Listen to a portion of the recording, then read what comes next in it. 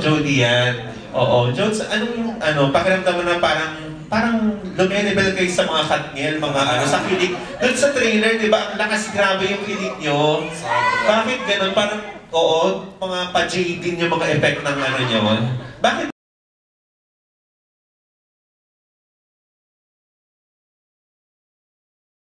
Sobra yun.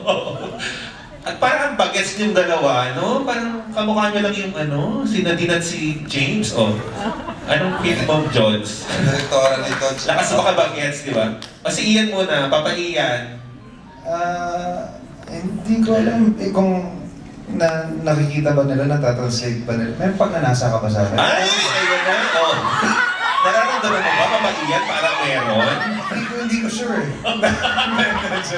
Pero hindi naman kami magtataka. O Jones, gusto ba sagutin niyo? Siguro lang dahil we enjoy working with each other, and I believe na siguro dahil doon yung joy of working with each other parang natatranslate siya doon sa sa ginagawa namin. Pero never naman namin na inisip. Kasi parang di ba yun nga lagi namin dinidiscuss. Saka sabi ko love team, parang sabi ko pang bata na yun eh. Sabi ko pwedeng sa atin partnership. Kasi di ba pag love team parang mga pang teeny bopper.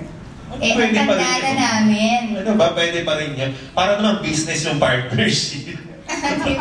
Hindi nga, pero saan galing kaya yung Ian? Bakit ang ganda ng chemistry? Parang...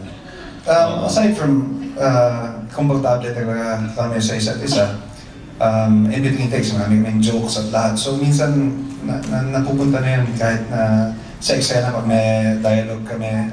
Parang ang kapal na ang dami ng ibig sabihin ng mga sinasabi namin. And siguro another reason kung bakit nag-enjoy yung ibang panoorin, kasi alam naman nila in real life, it's nawala, we're just being professional, and I have a family, I'm married, and yes, and so ganun. So alam nila na parang merong sexual tension, parang meron eh. Diba? Sa mga eksena. Actually, may sexual tension kayo. Merong forbidden love na ganon. So baka yun yung they find interesting. Ang lakas actually ng sexual tension. Tapos, so Ian, ikaw...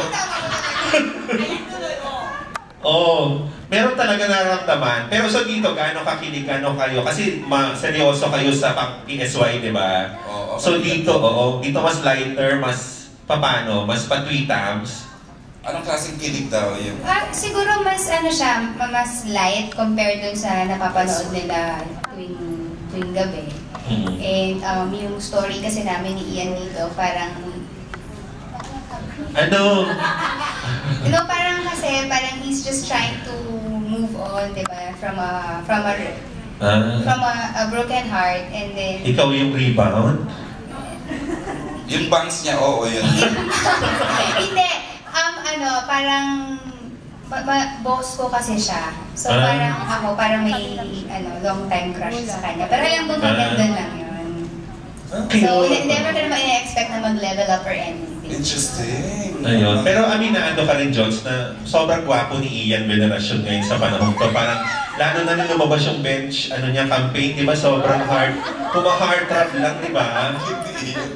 Alam mo, sinabi ko nga, nag-mall show kami parang 2 weeks ago na sinabi ko talaga sa mga tao at in-appreciate ko yung kanyang kagandahan bilang lalaki. Kasi gwapo naman talaga siya. Parang mas naging hot siya ngayon, no? Ang hot? Gwapo. Jones, kamusta? Ikaw, Ian, reaction mo daw. Grabing hotness mo ngayon, Hayaan niyo na yung matanda kayo naman. Mga pati Ian, lalo nakaka-inlove. Saka mga anak ko tuloy, alaskado ako sa mga anak ko. Bakit? Pag nakita nila ako nag-billboard. Di ba, Grabe, Daddy, ba't sobra ka naman magpa-cute dyan? Hayaan nyo na. Ganun talaga pag tumatanda, kailangan mo mag-exert ng effort para magpa-cute. Bagets mong anak, anong mga age? Ang panganay ko is 17. Nasa college na. 15 and then 9. And you're 30 years old lang, di ba? 28 actually. 40. So, kamusta yung Christmas mo, Ian? looking forward to spending time with my family. Kasi nga, the past few months, taping kami and for this movie. So May break ka naman? I'm sorry? May break ka ba?